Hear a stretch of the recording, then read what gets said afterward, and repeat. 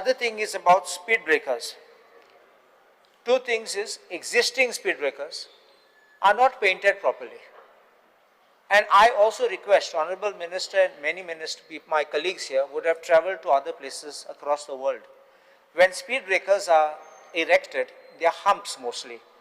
And when you have them, there are warning signs much in advance. Ours are last minute, hardly 2 meters away, and that speed breaker is painted, which is hardly visible, whether in the day or in the night. My request is, paint them well in advance so that people can see when arriving that we are going to slow down, there's some speed breaker or a hump or a rumbler strips ahead. Otherwise, this last minute braking, the last minute pressing of brakes causes the other one from the rear to come and hit you, and many people have suffered accidents, including a death which took place in Gawar, where because of the speed breaker somebody went on the other side and hit a man who was going on the correct side, and the poor man died.